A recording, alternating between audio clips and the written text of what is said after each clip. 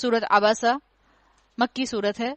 سورت عبسہ کے back ground میں جو واقعہ آتا ہے وہ یہ واقعہ ہے کہ آپ صلی اللہ علیہ وسلم مکہ کے اندر جب مسلمانوں کو تبلیغ کر رہے تھے تو آپ کی بہت خواہش تھی کہ آپ مکہ کے سرداروں کو تبلیغ کر دیں، معاشرے کے جو ایلیٹ کلاس ہے اس کو تبلیغ کریں، اس لیے کہ جب ایلیٹ کلاس کو تبلیغ کریں گے تو آٹومیٹیکلی فلٹر ڈاؤن ہوگی ہدایت، ان کے قبیلے کے لوگ جو ہیں وہ ہدایت پر آئیں گے. تو ایک مرتبہ اسی ارادے سے رسول اللہ صلی اللہ علیہ وسلم مشرکین مکہ کو دعوت و تبلیغ کا کام کر رہے تھے، ان سے بات کر رہے تھے، اس لیے کہ ان میں سے اکثر لوگ ایسے تھے جو رسول اللہ کی محفل میں آ کر بیٹھنا پسند نہیں کرتے تھے. کہتے تھے یہاں بلال بیٹھے ہم نہیں آ سکتے، خباب ابن ارد بیٹھے ہم یہاں نہیں آ سکتے، ہم غلاموں کے ساتھ آ کر بیٹھ جائیں، ہم ان تھرڈ کلاس لوگوں کے ساتھ آ کر بیٹھ جائیں جن کو اللہ نے دنیا میں کچھ نہیں نوازا، جن کو اللہ دنیا میں کچھ دینا نہیں چاہتا، ہم کیسے ان کے ساتھ آ کر بیٹھ جائیں. تو ایک مرتبہ اللہ کے رسول نے نیک نیتی کے ساتھ ان لوگوں کے ساتھ بیٹھ کر ان کو تبلیغ کرنے کا ارادہ کیا. اتنے میں ایک صحابی عبداللہ ابن مکتوم جو تھے وہ تشریف لے آئے، نابینا صحابی تھے. عبداللہ ابن مکتوم جب آئے تو ان کو اندازہ نہیں تھا کہ کس طرح کے لوگ اللہ کے رسول صلی اللہ علیہ وسلم کے ساتھ جو ہیں وہ بیٹھے ہیں، اور انہوں نے اللہ کے رسول سے کوئی سوال پوچھا. اور کہا جاتا ہے کہ اللہ کے رسول صلی اللہ علیہ وسلم کے شاید چہرے پر کچھ اثرات بس صرف آئے تھے، وہ چاہ رہے تھے کہ ابھی عبداللہ ابن مکتوم چلے جائیں اور اس وقت مجھے دعوت و تبلیغ کرنے دیں ان سرداروں کے ساتھ. لیکن اللہ تعالیٰ نے اس کے اوپر بھی آپ کی پکڑ فرما لی، اس لیے کہ آپ کو تو کامل اخلاق کا انسان بنانا تھا، آپ کو تو رول ماڈل بنانا تھا. قریش کے لوگوں کو آپ سنانا چاہ رہے تھے، اس لیے صرف آپ نے خواہش کا اظہار کیا تھا کہ ابھی یہ نہ سنیں، ابھی یہ چلے جائیں. اللہ تعالیٰ نے اس کے اوپر بھی آپ کو فوراً کے فوراً جو ہے سورہ عبسہ میں گائیڈنس دے دی کہ یہ کرنا مناسب نہیں ہے. معمولی سا چہرے کا تاثر بھی رسول اللہ صلی اللہ علیہ وسلم کی ذات پر ناگوار تھا، مناسب نہیں تھا. اور ہم سب کو بھی بتا دیا گیا آپ صلی اللہ علیہ وسلم کے ذریعے کہ لوگوں کا سٹیٹس دیکھ کر اپنا ایٹیٹیوڈ نہ بدل لیں، لوگوں کے سٹیٹس کے مطابق ان سے ڈیل نہ کریں، لوگوں کو ان کی پوزیشن کے مطابق مت ڈیل کیا کریں، اپنے اخلاق کے مطابق لوگوں کو ڈیل کیا کریں. آپ کے سامنے پریزیڈنٹ آ جائے یا آپ کے سامنے فقیر آئے، دونوں کے اندر آپ کے مینرز ایک جیسے ہونے چاہیے. اور یہ اسی وقت پتہ چلتا ہے جب انسان کے سامنے دو طرح کے لوگ آئیں اور انسان کا ایٹیٹیوڈ کیسے بدلتا ہے. ہمارے ڈرائنگ روم مینرز تو بڑے ہوتے ہیں.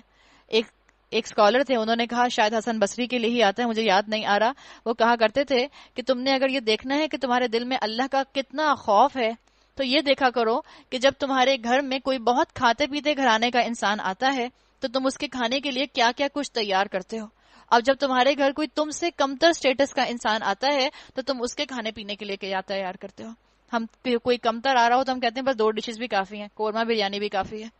اور کوئی ایسا آ رہا ہو جو بڑا ایلیٹ کلاس سے ہے، جو بڑا ڈگری رکھنے والا ہے، جو بڑا ہائی پوزیشن معاشرے میں رکھتا ہے، ہم کہتے ہیں اٹیلین بھی بنا لیں اور ویسٹرن بھی بنا لیں اور ایسٹرن بھی بنا لیں اور سب کچھ بنا لیں اور چائنیز بھی بنا لیں، کچھ نہ چھوڑیں اور میز یہاں سے وہاں تک بھر دیں، چاہے آنے کو صرف 2 لوگ آ رہے ہوں.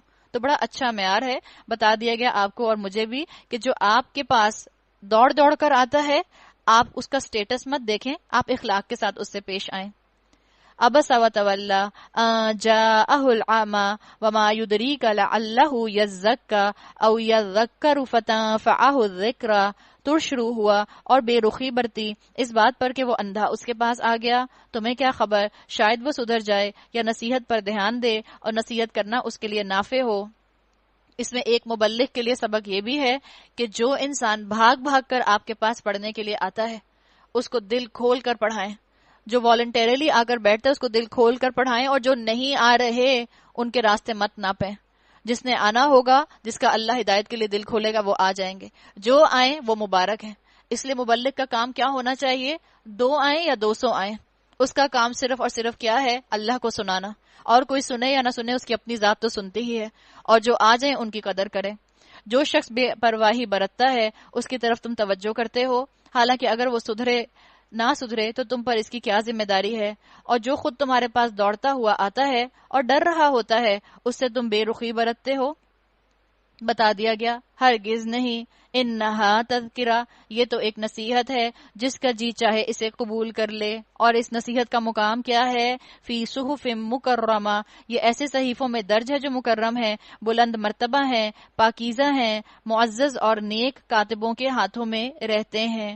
اللہ کے دربار میں قرآن کی بڑی اہمیت ہے، تو آپ اور میں اپنا اخلاق قرآن والا بنا لیں. آپ اور میں شب و روز قرآن کے ساتھ گزارنے والے بن جائیں. یاد رکھیں قرآن آؤٹ آف ریچ نہیں ہے. ہر انسان کی ریچ میں قرآن ہے. قرآن تذکر کے لیے آسان ہے. ہر کوئی اس سے نصیحت حاصل کر سکتا ہے. اور دین کا مزاج یہی ہے کہ دین کو، تعلیم کو، اس کی احکامات کو، اس کی حکمت کو آفر کیا جائے. اور اللہ نے کہا کہ یہ تو مقرب فرشتوں کے پاس ہے، بہترین علم ہے.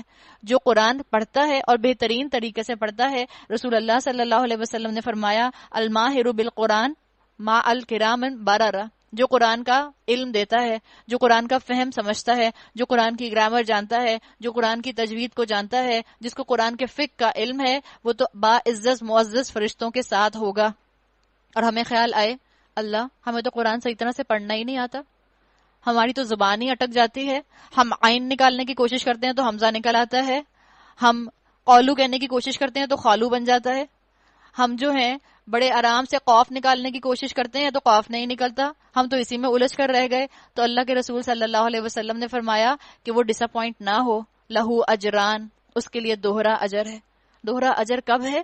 جب آپ کوشش بھی کرتے رہیں اپنی تجوید کو درست کرنے کی، اپنے علم کو حاصل کرنے کی، گرامر کا علم حاصل کرنے کی، اس کا فہم حاصل کرنے کی، لیکن پھر بھی آپ حاصل کر نہ پائیں تو اللہ آپ کے لیے غفور اور رحیم ہے. اور تب آپ کے لیے لہو اجران کا معاملہ ہے کہ آپ کے لیے دوہرا اجر ہے. تو اللہ کے ساتھ انسان جڑا رہے، اچھی تلاوت کرے، اچھا قرآن پڑھے. اور قرآن کا بیسک علم ہم میں سے ہر مسلمان کے پاس ہونا چاہیے. ہمارے بچے اتنی کتابیں پڑھتے ہیں، اتنی بکس پڑھتے ہیں، اتنی ناولز پڑھتے ہیں، اور ہمارے بچے اس قابل ہیں آج کہ آپ ان کو جس بک پر چاہیں جو انہوں نے بک پڑھ لی اس پر سمری لکھ دیں. بلکہ ہمارے بچے تو اس قابل ہیں کہ خود کتابیں لکھنے لگ گئے ہیں، اس لیے کہ بچوں کے پاس علم بہت ہے، خود کتابیں لکھ سکتے ہیں. اور قرآن کی سمری آپ کہیں ایک پارے کی سمری لکھ کر دکھاؤ، کتنے بچے اس قابل ہوں گے کہ ایک پارے کی سمری لکھ کر دکھا سکیں. تو ماؤں کو ضرورت ہے اس وقت قرآن کے ساتھ جڑنے کی، قرآن ہاتھوں میں اٹھانے کی، تاکہ اولاد کے ہاتھوں میں قرآن نظر آئے، تاکہ وہ اولاد کو قرآن کی خوبصورتی دکھا سکیں. اور یقین رکھیں اس یوتھ کے اندر بڑا اللہ تعالیٰ نے سٹیمنا رکھا ہے، بڑا اللہ نے پوٹینشیل رکھا ہے. ہماری اس نسل کے اندر بہت پوٹینشیل ہے، بڑا انٹیلیکٹ ہے، بڑی عقل ہے. صرف ان کو چینلائز کرنے کی ضرورت ہے، ان کو اسلامائزیشن کی طرف لانے کی ضرورت ہے. لعنت ہو انسان پر، کیسا سخت منکر حق ہے یہ. کس چیز سے اللہ نے اسے پیدا کیا ہے؟ نطفے کی ایک بوند سے. آؤٹ آف 200 ملین سپرمز ایک سپرم ہوتا ہے جو اووم کو فرٹیلائز کرتا ہے. کس کے حکم سے؟ اللہ کے حکم سے. اللہ کی شان ہے.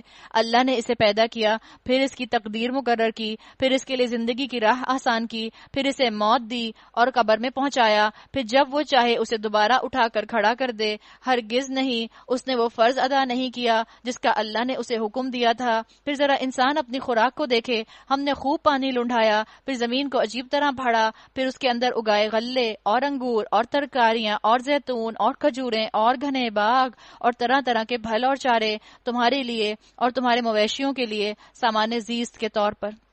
ہم پیچھے پڑھ ہیں اللہ تعالیٰ نے قرآن میں فرمایا افا حسبتم انما خلقناکم عبثا. تم نے سمجھا ہے کہ اللہ نے تمہیں یوں ہی پیدا کر دیا، جانوروں کی طرح پیدا کر دیا؟ جیسے تمہاری پیٹ ہے بلی، وہ کھاتی پیتی ہے، سوتی ہے اور مر جائے گی اور یہیں ختم ہو جائے گی. تم نے سمجھا کہ تم بھی اسی دنیا میں ختم ہو جاؤ گے، مٹی ہو جاؤ گے؟ نہیں، تمہیں تو اٹھایا جائے گا. تمہاری اکاؤنٹیبلٹی ہے. اللہ نے بتا دیا، شکر گزاری کے اوپر آؤ، اللہ کی نعمتوں کو اللہ کی اطاعت میں استعمال کرو. اور یاد رکھو یہ سارا سٹیج عارضی ہے، سب کے لیے کاسٹیوم پارٹی ہے. سب انسان مختلف سٹیٹس کے اندر، مختلف گھروں کے اندر، مختلف رشتوں کے اندر اپنا اپنا کاسٹیوم پہنے ہوئے ہیں. قیامت آئے گی، سب کے کاسٹیومز اتر جائیں گے، حقیقت سامنے آ جائے گی. فَإِذَا جَاءَتِ الصَّاخَّةُ، آخر کار جب وہ کان بہرا کر دینے والی آواز بلند ہوگی. اس روز آدمی اپنے بھائی، اپنی ماں، اپنے باپ، اپنی بیوی، اپنی اولاد سے بھاگے گا. ان میں سے ہر شخص پر اس دن ایسا وقت آ پڑے گا کہ اسے اپنے سوا کسی کا ہوش نہ ہوگا. نفسی نفسی کا عالم ہوگا. اور اللہ تعالیٰ بس انسانوں کو 2 کیٹیگریز میں ڈیوائیڈ کر دے گا، آگ والے اور باغ والے. اللہ تعالیٰ نے بتا دیا قیامت کی کینچی سارے رشتوں کو کاٹ دے گی.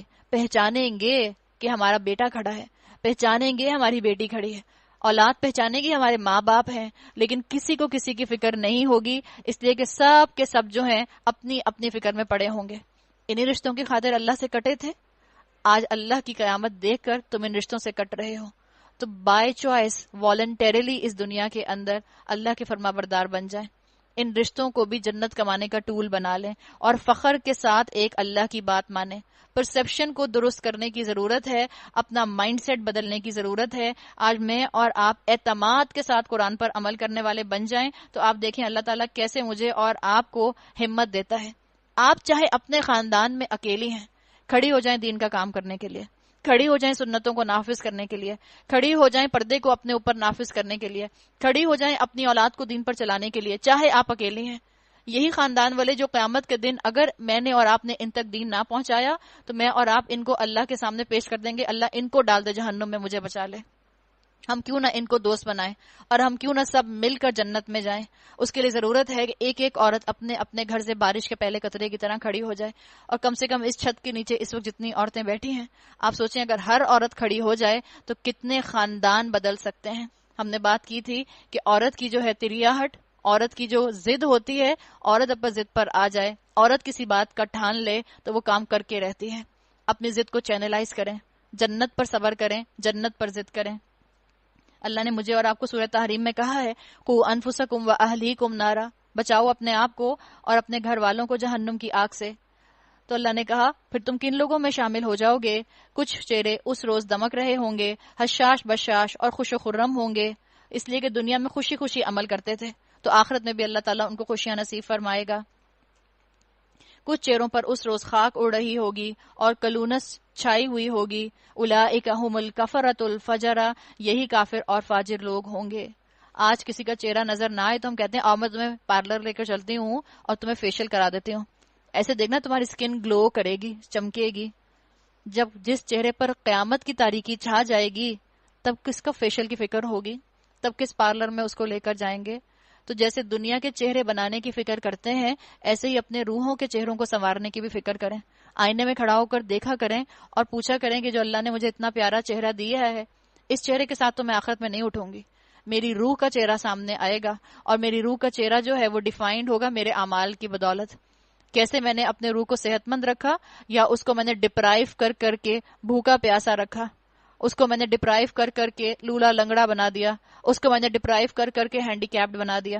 تو اللہ تعالیٰ نے بتا دیا، چہروں کی بات کر دی. انہی چہروں کے ساتھ جذبات آتے تھے نگلیکٹ کرنے کے، اللہ کے دین کو ریجیکشن کے، انہی چہروں پر سیاہی چھا جائے گی.